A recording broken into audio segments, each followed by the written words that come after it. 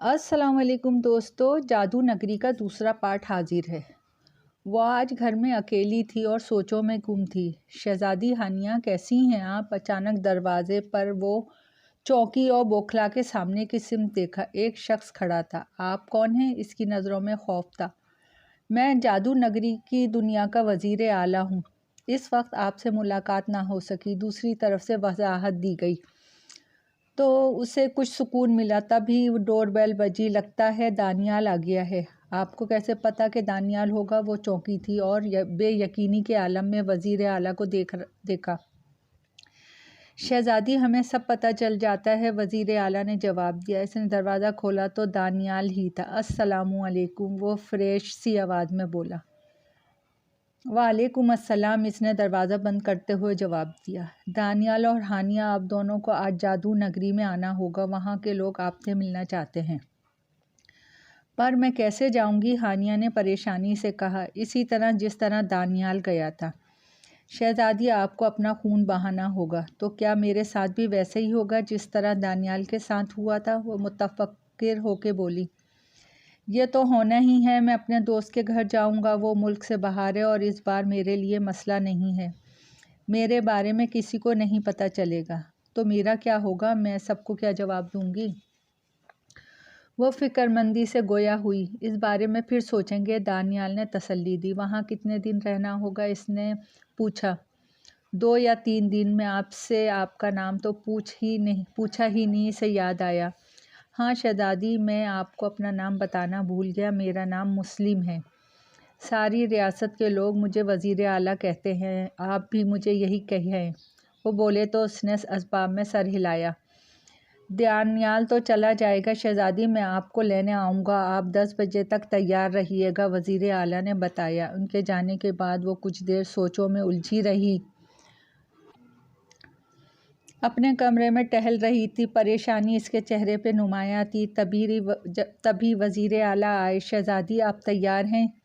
जी। उनके दरियाफ़्त करने पे इसने असबाब में सर हिलाया। आपको अपनी कलाई काटनी होगी। तो इसने चाकू उठाया और अपनी कलाई पे रख कर आँखें बंद कर लीं। मुझसे नहीं होगा, मैं अपने आप को ख़ुद तकलीफ़ नहीं दे सकती, वो बेबसी से बोली। आप घबराएं नहीं, कुछ नहीं होगा। वज़ीर आला ने इसे तसल्ली दी। वो इसके चेहरे के तासुरात समझ गए थे। आप बैठ जाएं। वज़ीर आला के कहने पे वो बैठ गई। उन्होंने इसकी कलाई पे कट लगाया। इसने अपना बहते हुए खून को देखा। फिर इसको यूँ महसूस हुआ जैसे इसे नींद आ रही हो। इसकी आंखों के सामने अंधेरा छा गया। इसने आंखें खोलीं तो इसे पानी की आवाज़ आ रही थी और इस जगह खड़ी थी जहाँ इस दिन आई थी। अंधेरे में पानी चमक रहा था। वो सुबह के वक्त पानी देखना चाहती थी। उम्मीद है ज़्यादा तकलीफ़ नहीं हुई होगी। दानियाल की आवाज़ पे वो पलटी। तुम कब आए? इसने सवाल पूछा। 5 मिनट पहले। बस थोड़ी सी तकलीफ़ हुई, इसने बताया। चलें, बाकी बातें महल में ही कर लेंगे।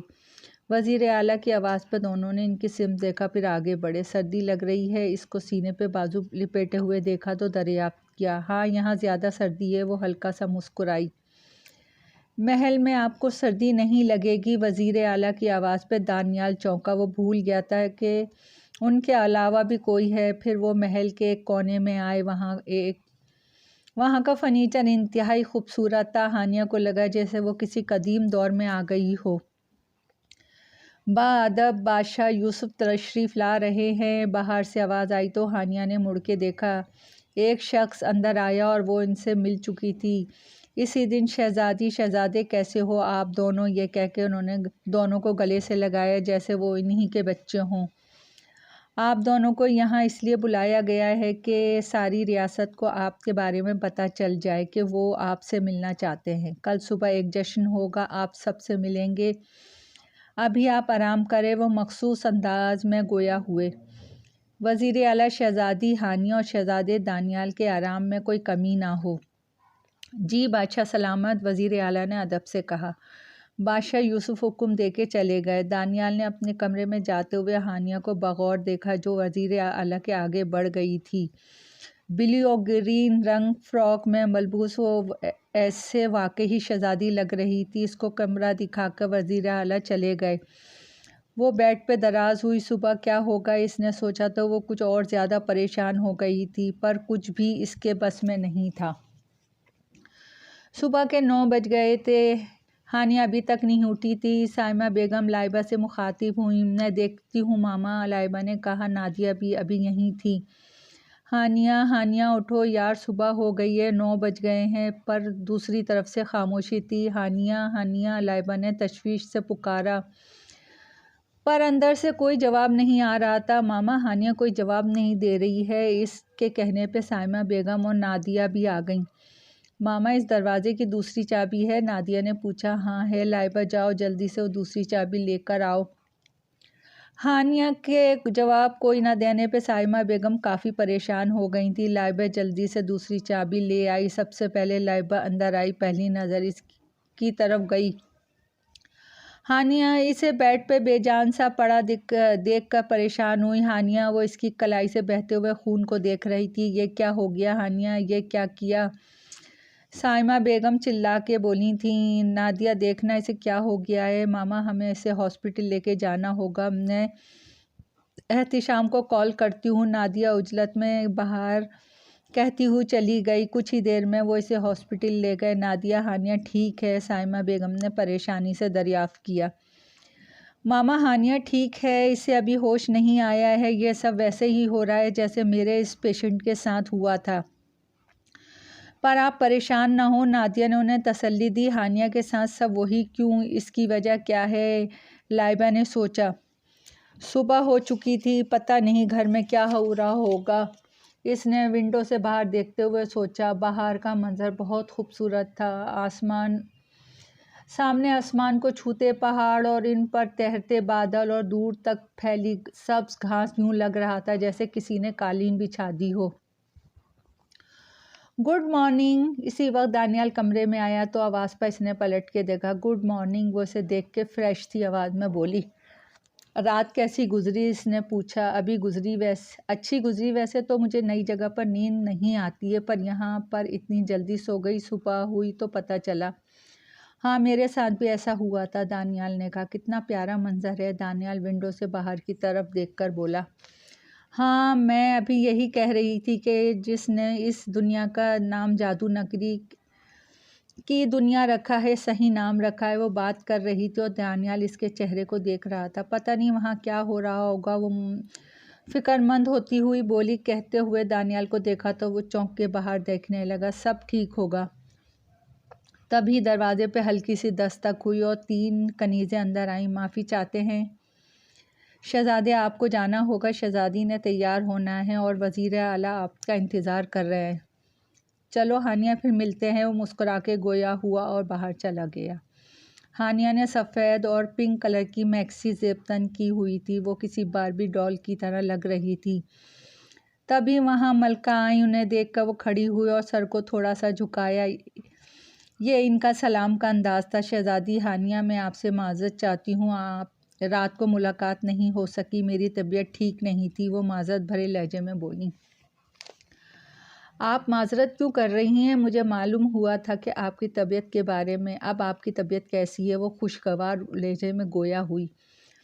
मैं अब ठीक हूँ। ये लिबास आपको कैसा लगा? मैंने ख़ास तौर पे आपके लिए बनवाया था। ये लिबास इतना ख़ास नहीं जितना आपके ज़ेबतन करने के बाद लग रहा है। आप बहुत प्यारी हैं। मैं आपकी माँ की तरह हूँ। मलका इसका चेहरा दोनों हाथों में लेके प्यार से बोली। वो जवाब में मुस्कुराई थी। तभी से एक लड़की अपनी तरफ आती नज़र आई जिसने सुर्ख कलर की मैक्सी ज़ेबतन कर रखी थी।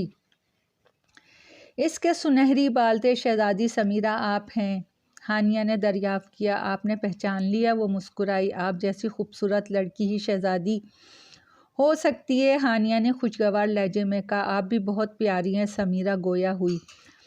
हमारी दोनों बेटियां बहुत प्यारी हैं, मलका ने कहा। समीरा को देखकर इसको लाइबा याद आ गई। इसे थोड़ा फिक्र होने लगी। हानिया, आप परेशान न हो, वहाँ सब ठीक है। मलका के कहने पे वो चौंकी, पर सोचा वो दिल का हाल भी जान सकती हैं। फिर वो दोनों के साथ बाहर आई। महल के साथ एक बड़े से मैदान में सारी रियासत के लोग जमा थे। दानियाल ने हानिया को देखा तो देखता ही रह गया। वो इसको आसमान से उतरी हुई परी लग रही थी। हानिया इसके नज़दीक खड़ी हो गई। दानियाल ने भी शहज़ादों जैसा लिबास ज़ेबतन कर रखा था। बादशाह ने इन दोनों का तारुफ करवाया। सब बैठ चुके थे। बहुत अच्छी लग रही हो। दोनों एक दूसरे के नज़दीक ही बैठे थे। दानियाल के मुखातिब करने पे वो मुस्कुराई। तुम भी किसी शहजादे से कम नहीं लग रहे, इसने तारीफ़ की। जश्न शुरू हो चुका था। कुछ कनीज़ें रक़्स कर रही थी। वह हानिया और समीरा को भी उठा के अपने साथ ले गई। दानियाल हानिया को देख रहा था। रात हो गई है, हानिया को अभी तक होश नहीं आया। साइमा बेगम ने नादिया से कहा, मामा ये सब वैसे ही हो रहा है जैसे मेरे इस पेशेंट के साथ हुआ था। हमने बहुत कोशिश की है कि हानिया होश में आ जाए। नादिया ने कहा। लाइबा कमरे में हानिया के पास थी। हानिया मेरी बहन, क्या हुआ है तुम्हें? मुझे बताओ प्लीज़, आंखें खोलो। मैं तुम्हें सुबह जल्दी नहीं उठाऊंगी। प्लीज़ आंखें खोलो। लाइबा हानिया का हाथ थाम के बोली। नादिया ने इसके कंधे पे हाथ रखा और अंदाज तसल्ली देने वाला था। भाभी आप कुछ करें ना। वो नादिया को देख के बोली, मैं अपनी पूरी कोशिश कर रही हूँ लाइबा, तुम हौसला रखो, हम हानिया को घर ले चलते हैं। तब ही एहतिशाम वहाँ आया। इसके कहने पे नादिया ने असबाब में सर हिलाया। जश्न ख़त्म हो गया था। वो दानियाल के साथ महल की छत पर थी। दानियाल, मैं बहुत खुश हूँ। मैं छोटी थी तो शहज़ादियों की कहानी सुनती थी तो मेरा भी दिल करता था मैं भी शहज़ादी होती। आज मैं इस लिबास में किसी शहज़ादी की तरह लग रही हूँ। वो गोल गोल घूम रही थी। तभी वो लड़खड़ाई और तो दानियाल ने तेज़ी से इसको थाम लिया। दोनों की नज़रें मिलीं। हानिया, तुम मेरी शहज़ादी हो। तुम्हें पहली बार देखा था तो मेरे दिल ने कहा था तुम मेरे दिल की शहज़ादी हो। दानियाल के कहने पे हानिया ने चौंक कर इसे देखा था, फिर इससे अलग हुई और कुछ फासले पे खड़ी हो गई। तब ही इस पर गुलाब के फूल गिरने लगे। इसने पलट के दानियाल को देखा। वो भी अपनी जगह खड़ा था। फूल इसी पे गिर रहे थे पर नज़र कोई नहीं आ रहा था। रात बहुत हो गई है, अब हमें चलना चाहिए, दानियाल ने कहा तो दोनों अपने अपने कमरों की तरफ बढ़ गए। दानियाल अपनी हरकत पे थोड़ा परेशान हो गया था कि कहीं हानिया को बुरा तो नहीं लगा। सुबह की रोशनी हर तरफ फैली हुई थी। रात कैसे गुजरी इसे पता ही नहीं चला। वो दानियाल से मिलने इसके कमरे की तरफ आ रही थी जब वो बेध्यानी में समीरा से टकरा गई। ओ माफ़ करना, मैंने देखा नहीं, हानिया ने कहा। कोई बात नहीं, ऐसा हो जाता है। वो सहूलत से गोया हुई। फिर इसकी निगाह हानिया के गिरेबान पर पड़ी। इसने कल वाला लिबास पहना हुआ था। ये क्या है? समीरा ने इसके लिबास की तरफ एक फूल का पत्ता उठाया। ये रात को मैं और दानिया छत पे थे जब अचानक हमारे ऊपर फूल गिरने लगे। कोई नज़र भी नहीं आ रहा था। हानिया, यहाँ परियां आती हैं, ये काम उन्हीं का होगा। मैं भी सोच रही थी ये जादू नगरी है, यहाँ कुछ भी हो सकता है। हाँ, जवाब में समीरा मुस्कुराई तो हानिया आगे बढ़ गई। ये फूल तो परियां इन पर निछावर करती हैं जो एक दूसरे से मोहब्बत करते हैं। तो क्या हानिया और दानियाल भी एक दूसरे से, या दानियाल के दिल में हानिया के लिए मोहब्बत है? समीरा सोचने लगी, फिर आगे बढ़ गई। इसने दरवाजे को नॉक किया। आ जाओ। अंदर से आवाज़ आई तो वो अंदर आई। वो बेड पे बरजमान किसी सोचों में गुम था। गुड मॉर्निंग, वो फ्रेश आवाज़ में बोली। गुड मॉर्निंग, कैसी हो तुम? इसे देख के वो खड़ा हो गया। फ़ाइन। वो एक कुर्सी पे बरजमान हुई। दानियाल थोड़ा परेशान था रात वाली बात से कि कहीं हानिया ने बुरा तो नहीं माना। वो सब अचानक इसके लबों से निकल गया था पर इसने कोई बात नहीं की इस बारे में। वो नाराज़ होती तो यहाँ ना आती। इसने सोचा इसका अंदाज़ देख कर इसे सुकून मिला। ना जाने घर में क्या हो रहा होगा। मैं क्या कहूँगी? तुमने क्या कहा था? इसने दानियाल को देखा। मैंने कहा था मुझे कुछ याद नहीं। तुम परेशान ना हो, मैं बता दूँगा कि क्या करना है। अभी तुम तलवार चलाना सीखनी होगी। क्या तलवार? वो परेशान हुई। हाँ, डरो नहीं, तुम कर लोगी, इसने हौसला दिया। फिर वो दोनों वहाँ गए जहाँ जंग की तैयारियाँ शुरू थीं। एक सिपाही ने हानिया को तलवार चलाना सिखा दिया था। दानियाल इससे ज़्यादा बेहतर था। वो पहले भी सीख चुका था। हानिया को याद आया जब वो ख्वाब में दुश्मन की रास्ते की तरफ बढ़ रही थी तो दानियाल ने इसको बचाया था और कहा था कि इसमें अभी लड़ने का हौसला नहीं है। फिर दानियाल इसे सिखाने लगा। ये दिन भी गुजर गया। फैसला हो गया था कि वो कल शाम को जा रही थी। पापा आप? एहतिशाम अचानक ही नासिर साहब को देख के हैरत से बोला। आप बता देते मैं लेने आ जाता। इसने कहा। मैं सबको सरप्राइज़ देना चाहता था। वो गोया हुए। हानिया कहाँ है? उन्होंने लाइबा से मिलने के बाद दरियाफ़्त किया। क्योंकि वो दोनों को साथ ही देखते थे। सब घर वाले मौजूद थे, एक हानिया नहीं थी। हानिया का पूछने पे सब खामोश हो गए, सबके चेहरों पे उदासी छा गई। पापा, आप हानिया से मिलना चाहते हैं तो आए मेरे साथ, लाइबा ने कहा। फिर नासिर साहब हानिया के कमरे में आए। इसे बेड पे दराज देख के वो समझे शायद इसे बुखार है। क्या हुआ हानिया को? वो इसके सर पे हाथ रख कर बोले तो दादिया ने सब बता दिया। हमारी खुद समझ में नहीं आ रहा ऐसे क्या हुआ है, साइमा बेगम ने कहा। पर हानिया ने तो लाइबा ने कुछ कहना चाहा मगर खामोश हो गई। कुछ वक्त बाद वो बाहर आई और उसे अपने ही अल्फाज याद आए। तुम चीखी क्यों थी? वो गलती से मेरा हाथ इस लड़के के हाथ से टकरा गया था। हानिया की आवाज़ पे इसकी समात में गूंजी। हानिया ने इस लड़के का हाथ थामा था तो वो होश में आ गया था। हानिया कैसे होश में आएगी इसने सोचा, पर इस बात का इसके पास जवाब नहीं था। वो सब छत पे थे। हानिया ने तलवार चलाना काफ़ी अच्छा सीख लिया। वो अपने घर वापस जाने वाली थी। हानिया, अपना ख्याल रखना, वैसे तो आप हमारी नज़रों में रहेंगी। हानिया, आपको दानियाल का हाथ थामना होगा जिस तरह दानियाल ने आपका हाथ थामा था। तो इसकी रूह इसके जिस्म में वापस आ गई थी। बादशाह के कहने पे हानिया ने दानियाल का हाथ थामा और आंखें बंद कर लीं। फिर इसकी आंखें के सामने गहरा अंधेरा छा गया। कुछ पल बाद इसने आंखें खोली। हानिया, इसको लाइबा की आवाज़ आई। लाइबा पास ही बैठी थी। इसे होश में आता देख के तेज़ी से बाहर आई। लॉन्च में सब मौजूद थे। मामा, पापा, हानिया को होश आ गया है। ये सुनते ही सब दौड़े दौड़े आए। हानिया सबको देख के घबरा गई। हानिया, क्या हुआ था? साइमा बेगम फिक्रमंदी से बोली। मैं ठीक हूँ मामा, इसने तसल्ली दी। पापा, आप कब आए? बेटा, मैं कल ही आया हूँ, नासिर साहब ने बताया। आप सब मुझे ऐसे क्यों देख रहे हैं? क्या हुआ है? सबको अपनी तरफ देखता पाके वो कुछ घबरा सी गई। हानिया, तुम्हें कुछ याद नहीं? नादिया ने हैरत से कहा। क्या हुआ? मैं तो रात को आराम से सोई थी, इसने अनजान बन के कहा। इसे जैसे दानियाल ने कहा था वो वैसे ही कह रही थी। फिर लाइबा ने इसे सब बताया कि 3 दिन गुजर गए हैं, मुझे कुछ भी याद नहीं। इसने बहुत सफाई से झूठ बोला था और करती भी क्या। इसके अलावा इसके पास और कोई रास्ता नहीं था। जब तक इसे सब बताने की इजाज़त ना मिलती वो कुछ वक्त लाउंज में सबके साथ बैठी रही। कुछ वक्त बाद वो अपने रूम में आई तो इसका फ़ोन बज रहा था। इससे पहले कि वो कॉल रिसीव करती बेल आना बंद हो गई। इसने नंबर देखा तो दानियाल की कॉल थी। वो कॉल करने ही वाली थी कि फिर से इसकी कॉल आई। हेलो, इसने कॉल रिसीव की। हानिया, कैसी हो? इसने दरियाफ़्त किया। मैं ठीक हूँ, तुमने कॉल रिसीव नहीं की? मैं लाइबा और भाभी के साथ थी, इसने वजाहत दी। किसी को शक तो नहीं हुआ? नहीं, पर झूठ बोलकर अच्छा नहीं लगा। अब क्या करती? हाँ, जब सब बताने का हुक्म मिलेगा तो बता देंगे, दूसरी तरफ से दानियाल ने कहा।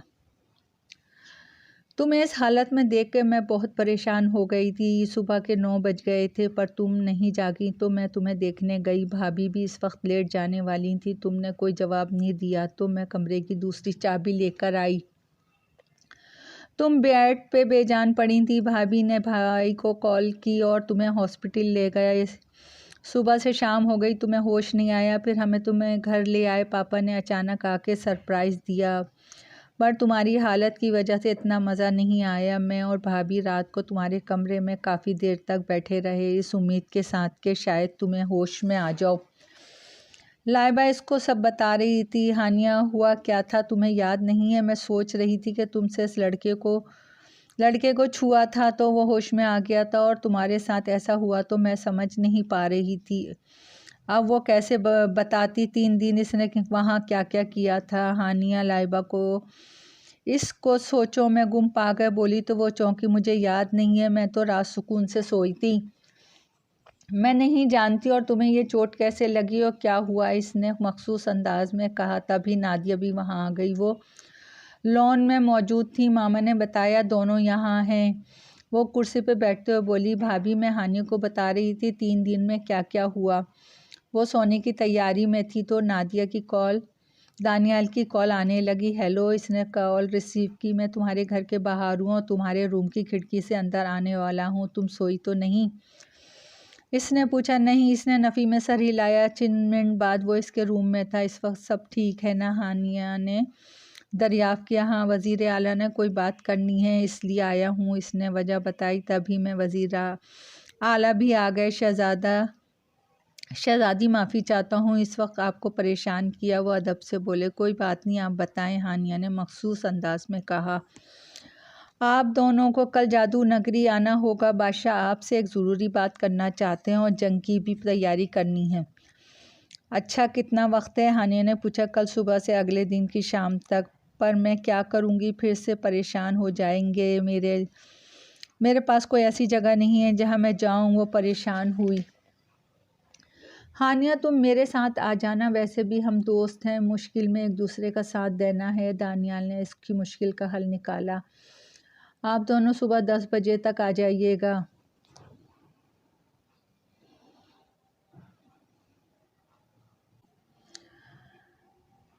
सुबह इसने साइमा बेगम से कहा वो अपनी दोस्त के साथ कहीं घूमने जाना चाहती है, कल शाम तक आ जाएगी, तो इसे इजाज़त मिल गई। दानियाल इसके इंतज़ार में था। वो जल्दी से गाड़ी में बैठ गई। गाड़ी शहर से बाहर आ गई। तुम्हारा बहुत शुक्रिया दानियाल, मेरी तो समझ में नहीं आ रहा था क्या करूं। हानी, दोस्ती में किसी पे एहसान नहीं करते, हम दोस्त हैं। वो एक नज़र से देखकर बोला। गाड़ी ये घर के सामने रुकी। दानियाल ने इसे देखा। हानिया, तुम्हें कैसे बताऊं कि तुम मेरे लिए दोस्त से भी बढ़कर हो। तुम कहो तो मैं अपनी जान भी दे दूं। इसने सोचा। कुछ ही वक्त में वो नदी के पास खड़े थे। वज़ीर आला वहीं मौजूद थे। वो महल में आते ही दरबार में आए, जहाँ तख्त पे बादशाह मलका बजमान थे। पास ही कुर्सियों पर उनके दो बेटे और समीरा बैठी हुई थी। बाकी और लोग भी मौजूद थे। दोनों ने झुककर सलाम किया। हानिया समीरा के साथ बैठ गई और दानियाल दूसरी तरफ। हानिया, मैं आप ही का इंतज़ार कर रही थी। समीरा इसका हाथ थामकर खुशगवार लहजे में बोली। ये दिन भी गुजर गया। हानिया ने अच्छी तरह तलवार चलाना सीख लिया। दूसरे दिन शाम होने वाली थी। हमें आज उन्हें बताना होगा। हानिया के लिए सब बहुत मुश्किल होगा। मलका और बादशाह अपने कमरे में थे। मलका संजीदगी से बोली। ये यहाँ का कानून है, इसके बिना जंग नहीं होगी। मैं सबको बुलाती हूँ। मलका बादशाह के कहने पे संजीदगी से गोया हुई। वो दोनों समीरा के साथ थे। जब एक कनीज़ आई। आप सबको बादशाह अपने कमरे में बुला रहे हैं, चलो चलते हैं। समीरा के अलावा वहाँ वज़ीर आला भी मौजूद थे। शहज़ादे दानियाल और शहज़ादी हानिया, आपसे एक ज़रूरी बात करनी है जिसके लिए आप दोनों को ख़ास तौर पे बुलाया गया है। बादशाह की संजीदगी से कहने पे दोनों मुतवज्जे हुए। जंग से पहले आप दोनों को एक होना होगा। मतलब? हानिया कुछ ना समझी थी। हानिया, आपको दानियाल से निकाह करना होगा। बादशाह यूसुफ ने जिस सुकून से कहा, हानिया को इतना बड़ा गहरा शौक लगा। ये सुन के वो कुछ बोल ही ना पाई। ऐसा क्यों? दानियाल भी एक पल सकते में रह गया। ये सुनकर फिर उजलत में सवाल किया, क्यों? ये यहाँ को उसूल हैं जिसको चुना गया है। इन दोनों को एक होना होगा। आप दोनों की किस्मत एक दूसरे से जुड़ी है। हानिया, मैं जानता हूँ आपके लिए ये मुश्किल है, पर इसकी इजाज़त आपके दादा आपको दे गए हैं। दादाजी, वो चौंकी। ये ख़त आपके लिए है। बादशाह यूसुफ ने ख़त इसको दिया। हम जानते हैं आप घर वालों के बिना काम मुश्किल है। हम भी आपकी माँ बाप की तरह हैं। आपका निकाह वैसे होगा जैसे आपकी दुनिया में होता है, बस कुछ रस्में होंगी यहाँ की। मलका ने नरमी से कहा।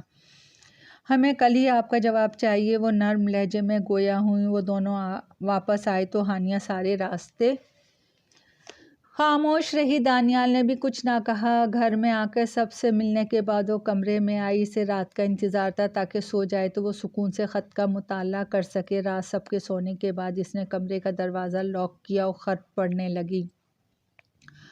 हानिया, बेटा, मैं जानता हूँ तुम जब ये ख़त पढ़ोगी तो तुम्हें सब कुछ पता चल जाएगा। मैं तुम्हें इजाज़त देता हूँ। और रही बात नासिर और साइमा की, तो वो समझ जाएंगे जब उन्हें सच पता चलेगा। तुम परेशान ना हो। हानिया, दानियाल से तुम्हारी किस्मत बंदी है। मुझे पता है इस लड़के का नाम दानियाल होगा। ख़त पढ़ के इसने गहरा सांस लिया। इसे एक हौसला मिला था, वरना इसे ये फ़ैसला करने के लिए बहुत मुश्किल हो जाता।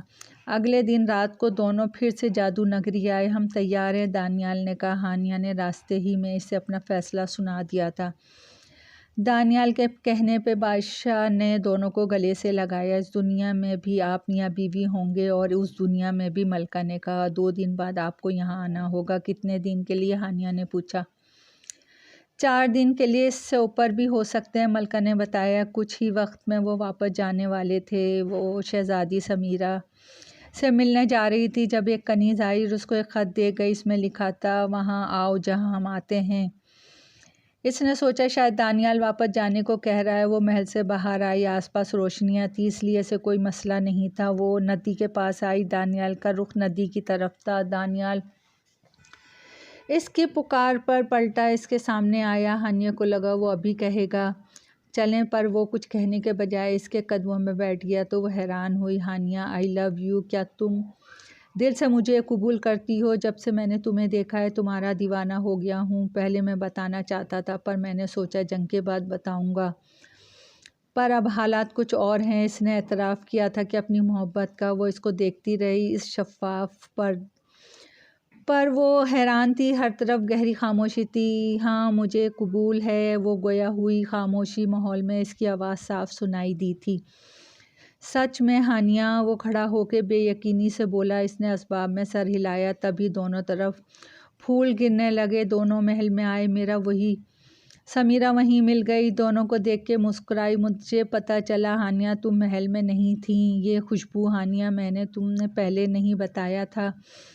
समीरा इसके लिबास से उठती खुशबू को महसूस करते हुई गोया हुई। जब मैंने तुम्हें लिबास पर फूलों की कुछ पत्तियां देखी, मैं समझ गई थी कि परियों से तुम दोनों पर फूल बरसाए गए हैं। वो फूल परियां इन पर निछावर करती हैं जो एक दूसरे से सच्ची मोहब्बत करते हैं। समीरा मुस्कुराई। मैं पहले से ही जानती थी तुम दोनों के दिल में एक दूसरे के लिए मोहब्बत है।